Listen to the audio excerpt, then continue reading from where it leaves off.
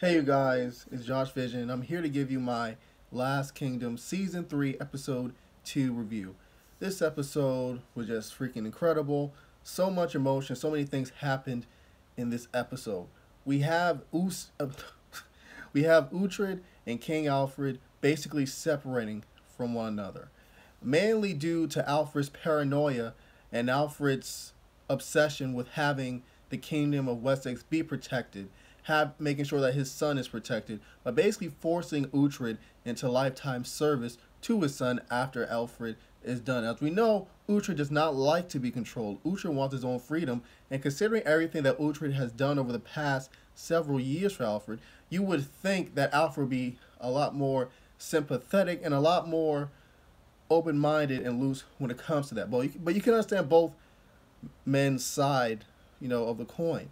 But this obviously, like I said before, leads to a separation. But mainly this is due to Alfred's nephews plotting and scheming.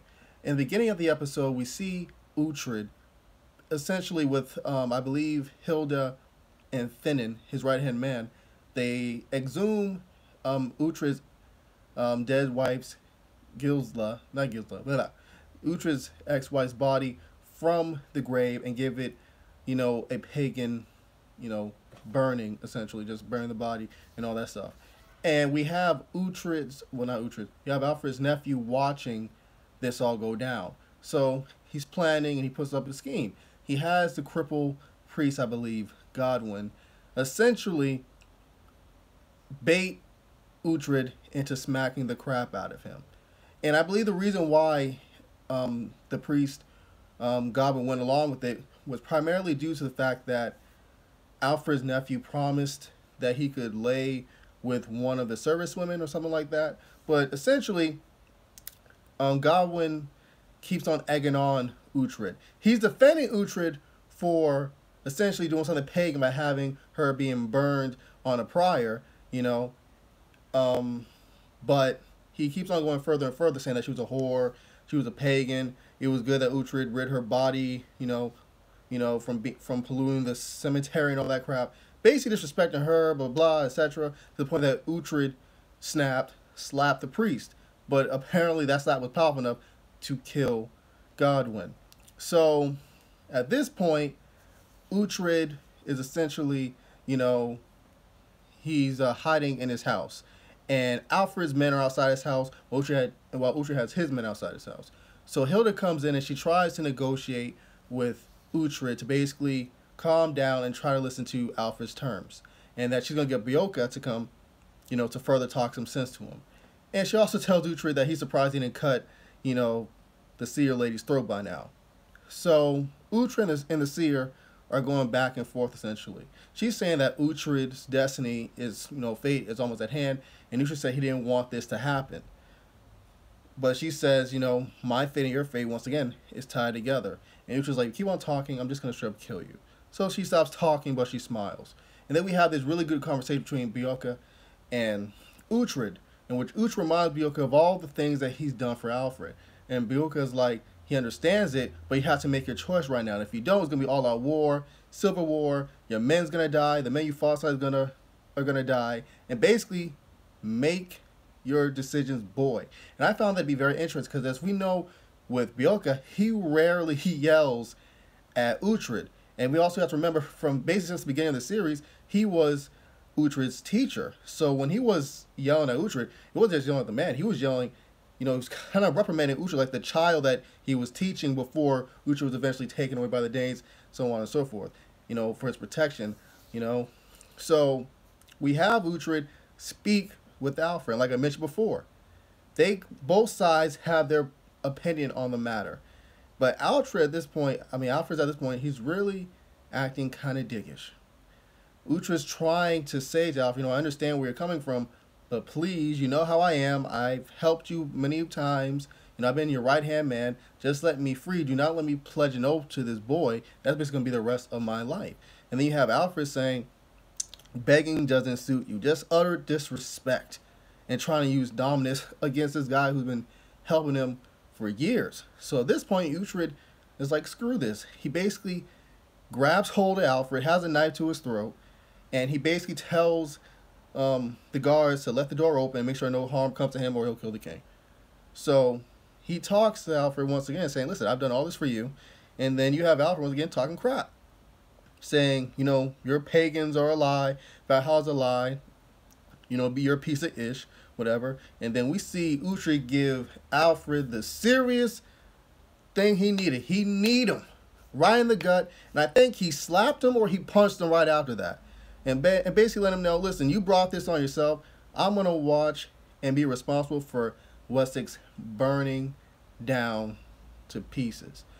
And then when that happens, we see Alfred have the realization that his reign and the reign of his, you know, probably successors, Edward in this case, is probably going to go down in a hail of smoke. And that prophecy that the seer said about him not surviving, you know, until the summer might have some merit to it.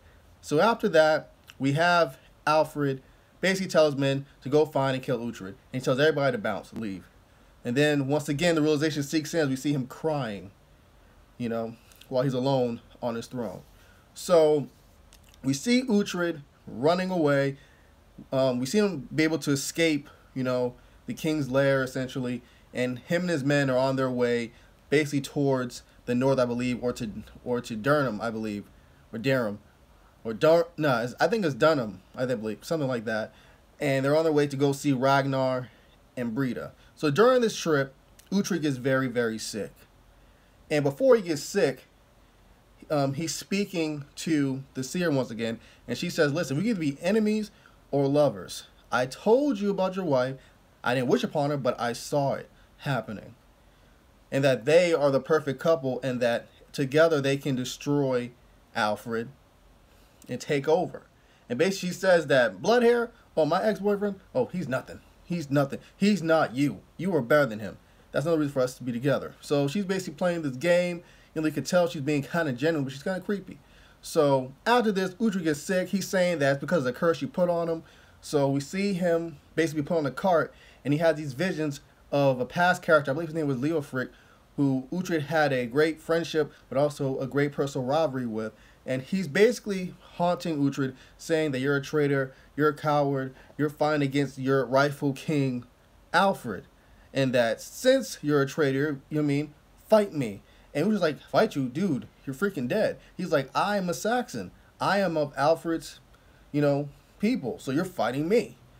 And then at one point, after like the fourth or fifth vision during this episode, Uhtred's like, listen, I don't owe any of y'all an explanation. I did what I had to do. You're dead. Boom, boom, boom, boom, boom. So while they're, I believe at this point, this is when Brida finds Uhtred. Uhtred is found by Brida, and she's able to break the curse of the seer by using, I believe, some type of staff that has Freya's aura to it. And by doing that, that helps Uhtred heal. And it's kind of ironic out of that happened, because the seer at this point, she's kind of locked up at this point. But she tells and swears to Brida, I will kill you, bitch. Straight up, she said, I will kill you. No hesitation. She's like, I'm going to finish you at some point. So after this, we have a discussion between Alfred's nephew and the weak king, Aethelred, I believe, of Mercia, or one of the kings of Mercia. So basically, they're trying to make a deal with each other. And he's saying, and Alfred's nephew basically like, listen, I'm going to have a larger army. So by the time we have, when things get to the point that we have to fight fight Alfred, who's basically out of health, and his right-hand man, the Kingmaker, Uhtred's not there, he's right for the taking, we'll have everything that we need. So, and he also kind of hints at the fact that they should also get rid of Aethelred's wife, aka Alfred's daughter, because basically the main reason, one, because she's an annoyance, and also the fact that the child that she has is most likely, once I said, I think I said this last episode, is the other Dane's child from last season who died, her lover, essentially. So Aethelred basically tells his right-hand man not long after this that he wants him to kill Alfred's daughter and their child. And the right-hand man, he smirks and he leaves. So I'm just going to take that as that he ain't going to do it. He ain't going to kill Alfred's daughter and his granddaughter. So after that's talked about, we see Alfred's nephew speak with Bloodhair, and Haston tells him his plan, saying that they should join up with the army of Ragnar and Uhtred, because he knows that most likely Uhtred's going to join with Ragnar and they're going to attack Wessex. So it'll make more sense for them all to be together in an all united front, especially since Uhtred, like I mentioned before, he's the one that put Alfred on the throne, made him stay on the throne. And since Uhtred's gone, there's no threat. And plus, Alfred is weak and frail and dying anyways. So it makes more sense, boom, to take him out right now. And that he will be like the link between the Saxon and the Danes. So, to end the episode, we have Uhtred talking with his brother Ragnar, Brida. Obviously, his brother's cousin on his mother's side doesn't really like Uhtred because of all the Danes he killed over the past several years of war. And I believe the episode ends with Brida and Uhtred having a moment, because as we know from the beginning, Brida always loved Uhtred and Uhtred loved her too, but circumstances changed a lot of things, especially that Brida's pro-Dane, and just due to circumstances too, Uhtred is kind of what Uhtred's always been in the middle. You know what I'm saying? You guys know if you watch the series. So she basically tells Uhtred that she hasn't been able to give Ragnar children, which was kind of hinted beforehand, because Ragnar's cousin did mention the fact that why do you let Ragnar disrespect you? So obviously that connects to that, because since Ragnar has other children, other women, and he's supposedly married to Brida, that's where the disrespect and all that crap will come in.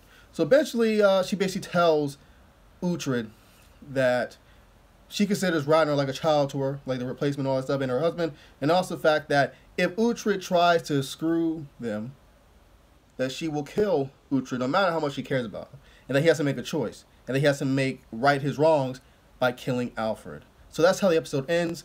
Thank you guys for watching this review. Adios, la.